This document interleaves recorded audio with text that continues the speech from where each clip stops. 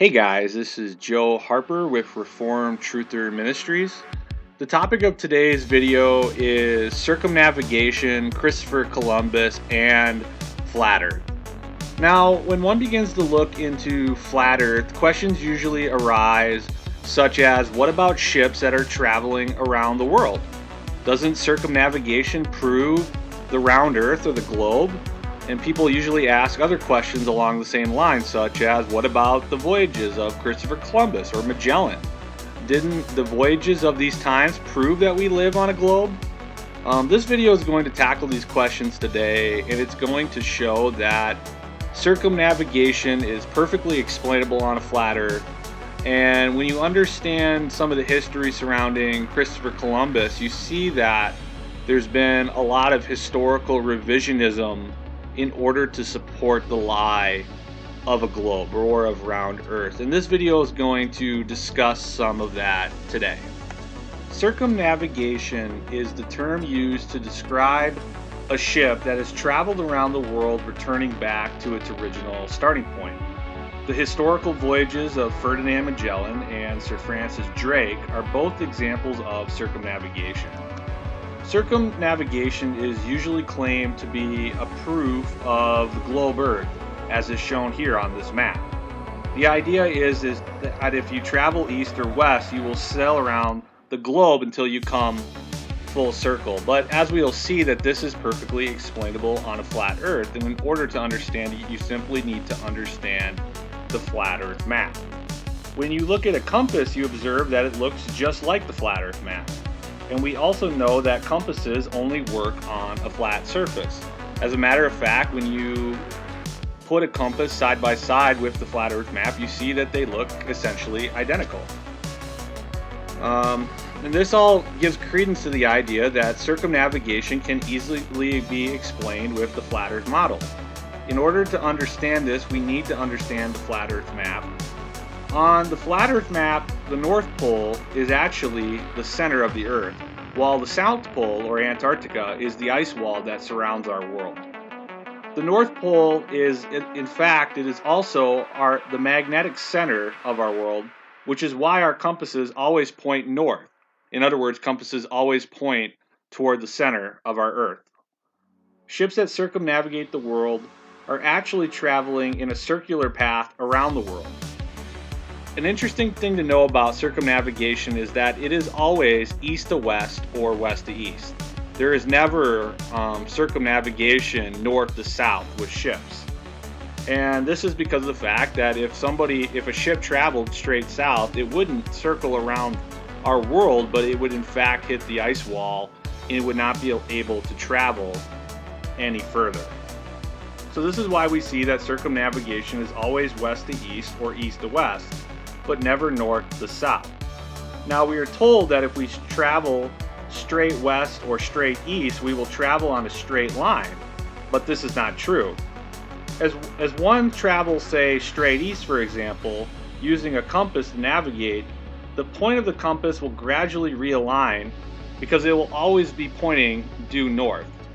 And therefore, if someone was to continue to travel continuously on a straight line due east, as the compass realigns itself gradually as the ship moves further and further, because the compass is always pointing toward the center of the Earth, the ship's path would gradually change. Instead of traveling on a straight line, it would be led on a circle orbiting the magnetic center of our world. And this is in fact what happened during the voyages of Magellan and Sir Francis Drake. As they circumnavigated the world, they traveled in a roughly circular path around the continents until they eventually came back to their original starting point. Magellan, for example, when he reached the Pacific Ocean, he set a course that was largely west by northwest, and as they traveled across the Pacific Ocean, they eventually reached the Philippines and then the Spice Islands in the east, and then at that point they simply traveled across the Indian Ocean around the Horn of Africa until they returned back to Europe. So we see from this that circumnavigation is perfectly explainable according to flat Earth cosmology when you simply understand the map of the flat Earth and how a compass works. And you also understand that the historical voyages of Magellan and Sir Francis Drake are perfectly understandable in regards to flat Earth cosmology when you understand that they used their compasses to navigate and that they went on a circular path around the world, going around the continents until they came back to where they started in Europe. So all of this perfectly explains circumnavigation. This brings me to the story of Christopher Columbus. Now, Columbus's story is interesting because it has historically been tied to the flat Earth, round Earth debate for centuries. And for centuries it was taught that the world, right up until Columbus's time at the end of the 15th century, believed that the world was flat, and that Christopher Columbus believed that the world was a globe, and he was actually ridiculed, at least initially, in the Spanish court for proposing that the world was a globe. Now, when you understand the historical narrative, the 15th century was the age of discovery, and Portugal, beginning under the reign of King Henry the Navigator, had found a route around Africa going around the Cape of Good Hope, and as a result, the Kingdom of Portugal, because of their voyages of discovery, were getting rich because they had found a route to the East Indies, which were known as the Spice Islands. And their lucrative trade that was coming at this time was greatly enriching them. And the newly formed Spanish kingdom, which had been united together under King Ferdinand and Queen Isabella, they were envious to find their own route to the Indies because they wanted to share in the wealth.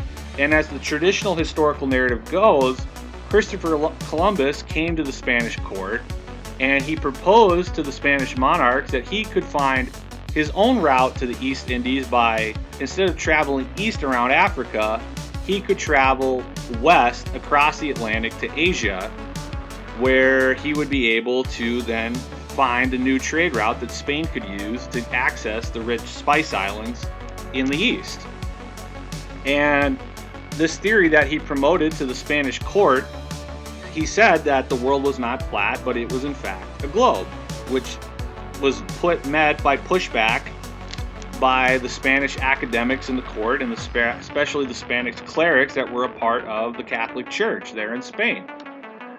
And this was the commonly held understanding of Christopher Columbus's debate about the globe Earth, and this was taught in universities and American schools even as late as the 1950s. As a matter of fact, some baby boomers may in fact remember having that view of history taught to them in schools, that the world was supposed to be flat in the minds of the medieval world leading up to the time of Columbus, and that Columbus was the one to propose that the world was a globe.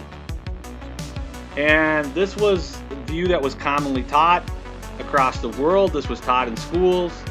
And there's even a Looney Tunes episode from 1951 called Here We Go, portraying this view of history, where Bugs Bunny talks to Christopher Columbus, who is frustrated because he can't prove to the Spanish monarchs, Ferdinand and Isabella, that the world is a globe because they believe that the world is flat.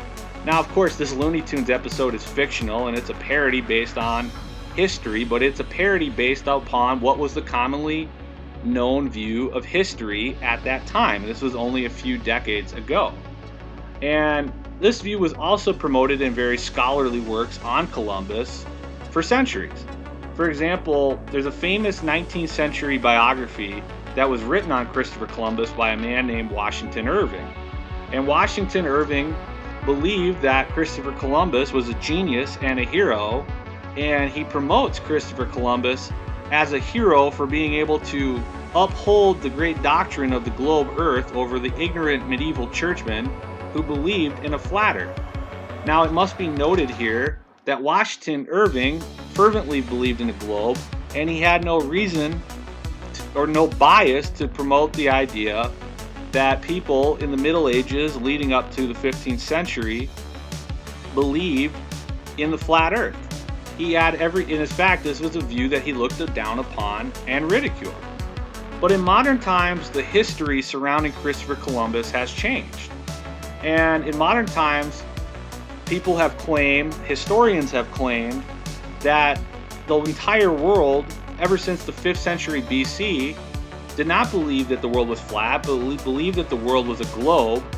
And Columbus's debate with the Spanish court was not about the shape of the earth, but it was only about the size of the earth.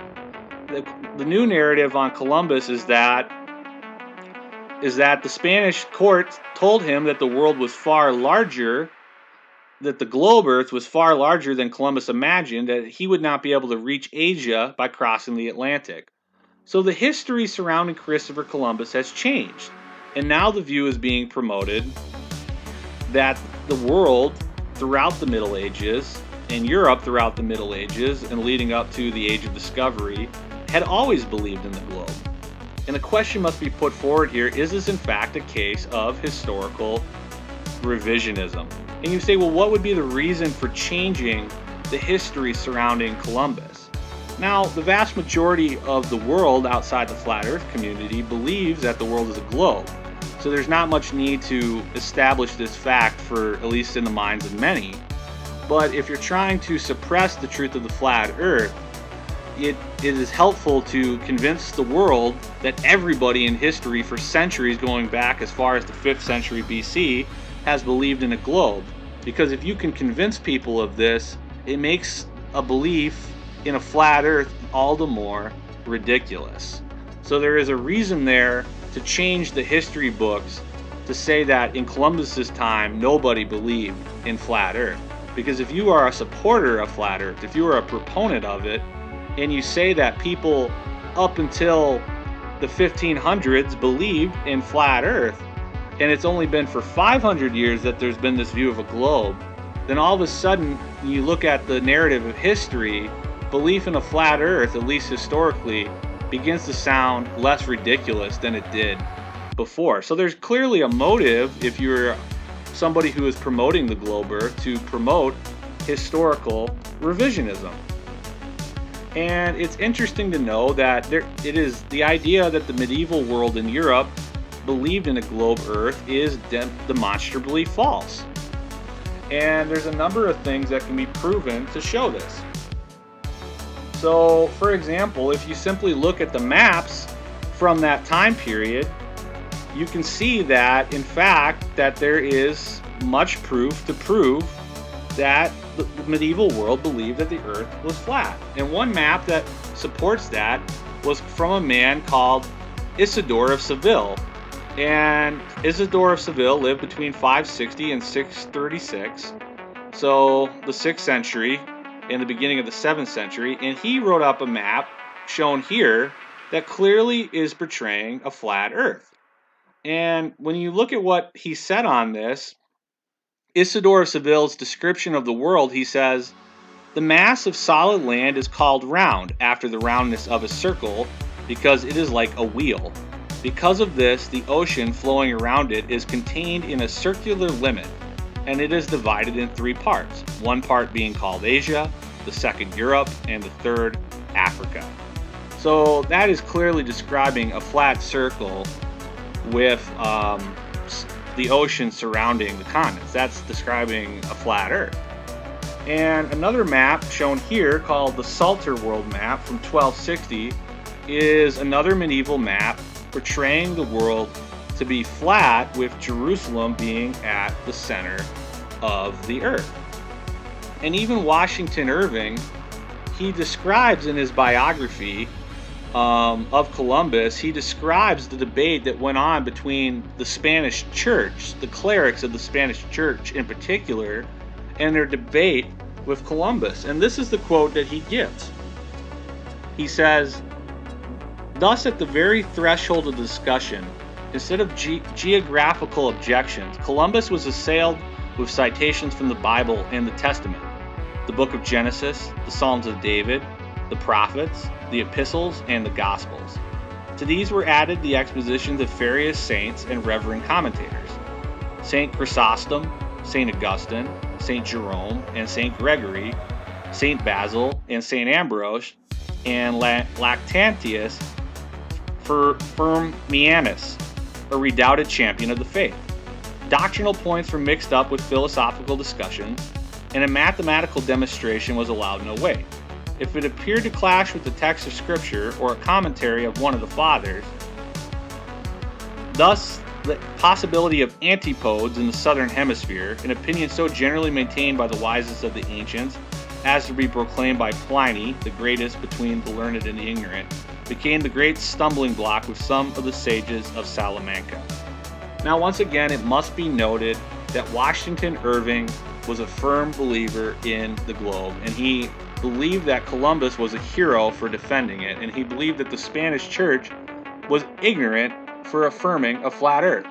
But what is interesting about this quotation is he states very clearly that the Spanish church was appealing to first to Scripture, and then secondly they were appealing to the church fathers, particularly such as Augustine or Chrysostom or Basil. And this is very interesting because when you actually go and read those writings, you can find things in their writings that do affirm a flat earth, such as writing on the solid firmament of the earth and the waters above the heavens. Now, it should also be noted that the most famous Roman Catholic theologian of the Middle Ages, Thomas Aquinas, for example, clearly affirmed the solid firmament, waters above the heaven, and therefore flat earth cosmology in his writings, such as his Summa Theologica. And when you see that he affirms the solid firmament and the waters above the heaven, it gives great context to what the medieval world and especially the medieval church believed. And he was following in the footsteps of the church fathers such as Augustine. And in his Summa Theologica, question 68, Aquinas said this. He said, "But to say, as some writers do, alluded to by Augustine, that waters resolved into vapor may be lifted above the starry heaven is a mere absurdity. The solid nature of the firmament, the intervening region of fire, wherein all vapor must be consumed, the tendency in light and rarefied bodies to drift to one spot beneath the vault of the moon, as well as the fact that vapors are perceived not to rise even to the tops of the higher mountains, all go to show the impossibility of this." And then he says, replying to objection 3, the Summa's question and answer format, and Aquinas says, "These waters are set there to temper the heat of the celestial bodies, as Basil supposes, and Augustine says that some have considered this to be proved by the extreme cold of Saturn, owing to its nearness to the waters that are above the firmament." So Aquinas believed in the firmament, he believed in the waters above the heavens, and this is in support of flat earth cosmology. Now, the point here is not to question whether Aquinas' description of the world is perfectly accurate, but it is to give historical context to the point of, did the medieval world believe that the world was flat or round? And when you look at the evidence, it is evident that the medieval world leading up to Columbus's time, leading up to his famous voyage in 1492, they did believe that the world was flat, and the debate around the globe began to come about at this point in history. And now in modern times, there has clearly been a great deal of historical revisionism to support their point.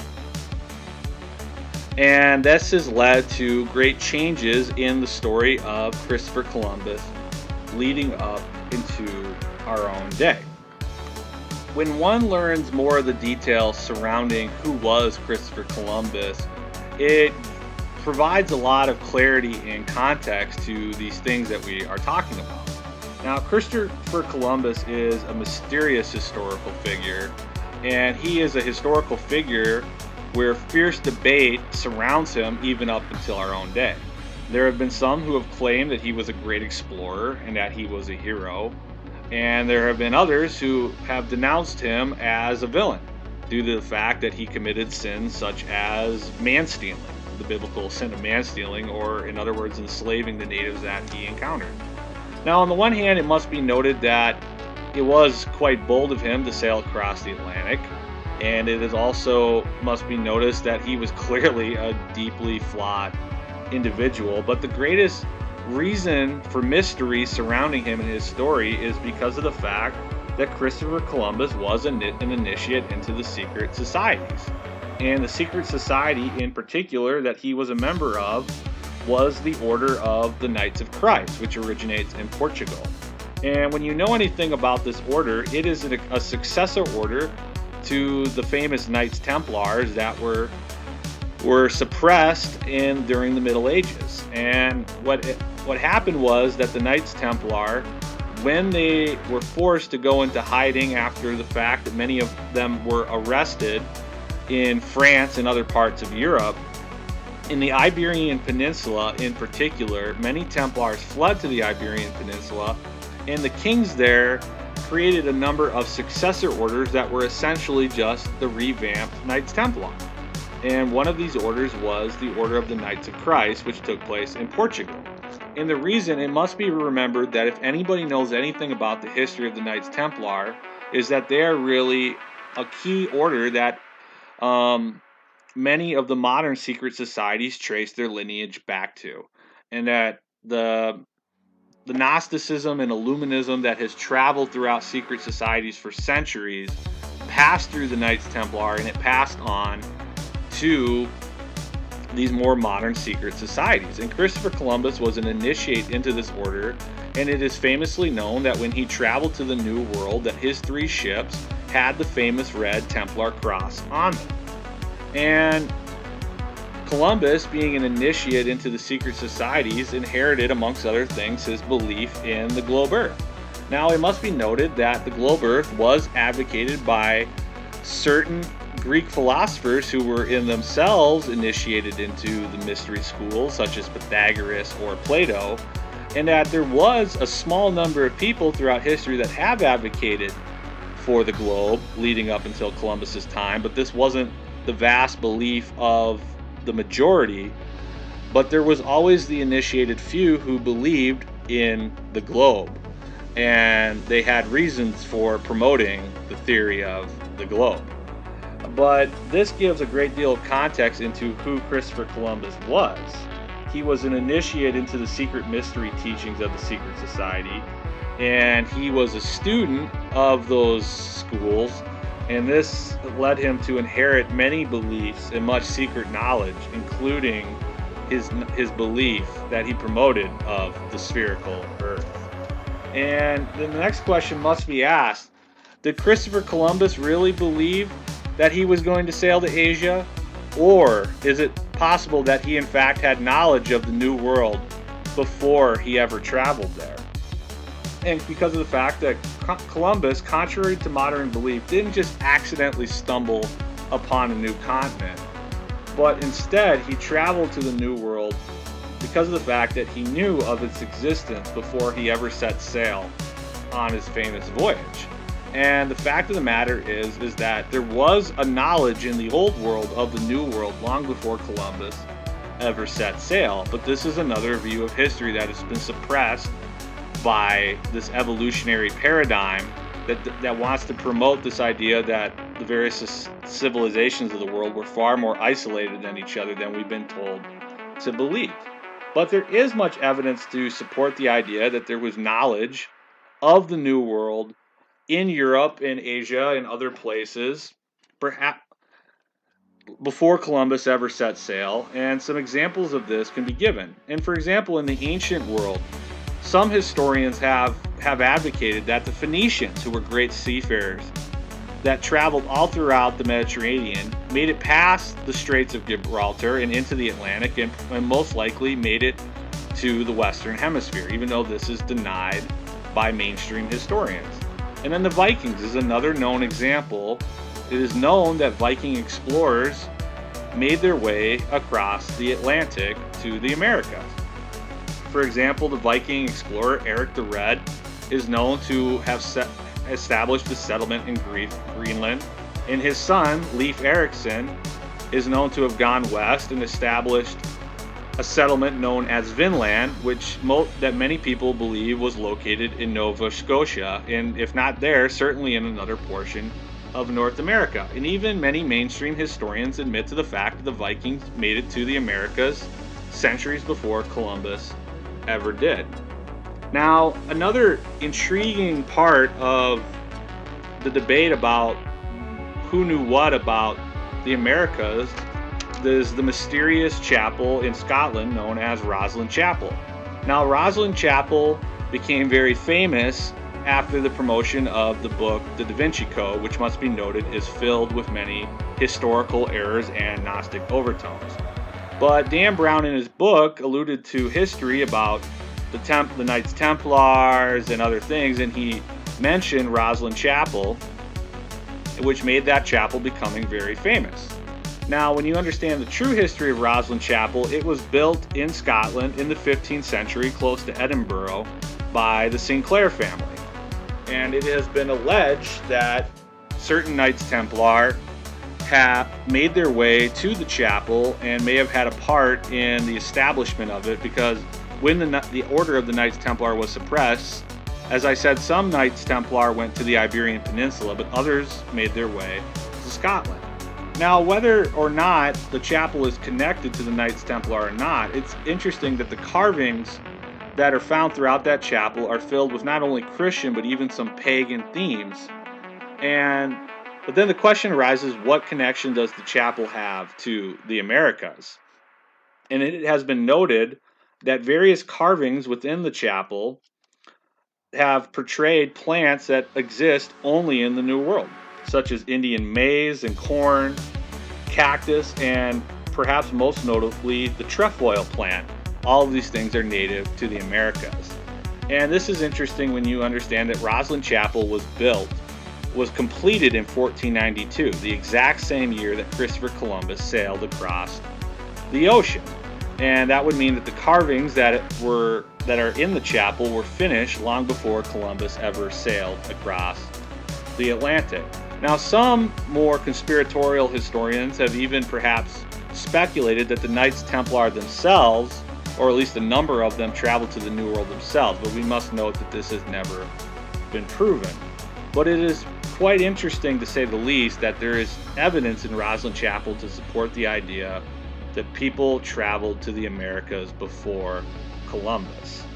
And another map that's very interesting that was made in 1513 by an Ottoman admiral and cartographer named Perry Rees.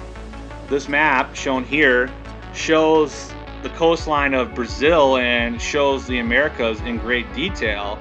And it must be noted that this map, made in 1513, was only slightly after Columbus's voyage, but it gives a very detailed depiction of the Americas.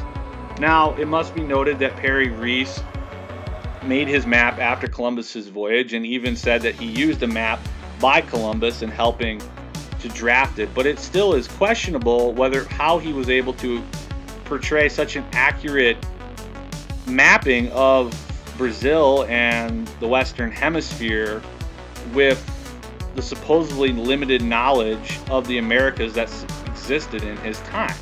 And this is another interesting historical fact to show that it is likely that there were some in the old world that did have knowledge of the new. And so we see that there's many historical facts about Columbus and the voyages to the Americas that are interesting. It is very likely that the secret societies that existed had knowledge of the Americas, and that there was a knowledge of the New World, the same world that Francis Bacon later attributed to the New Atlantis, and that the secret societies had knowledge of the Americas and had plans for their settlement there. So we see in all of this, in conclusion, that when you understand the history of Columbus, you see that there's more than meets the eye. There's much about the history of Columbus and the voyages of discovery that we haven't been told. And when you understand this, it shows that when you look at the history of the world, that there are things that support flat Earth, and there are things that support the true cosmology of the world that has been hidden from the greater masses. So guys, this is a really interesting topic. As I always say, look at it, study it, learn about Columbus, the voyages of discovery, the history of cosmology, the history of map. All this is really interesting. It sheds great light on cosmology and the true history of the world, and it's just something that is worth looking into and is going to help people in finding the truth. So that being said, this is Joe Harper with Reformed Truther Ministries. God bless.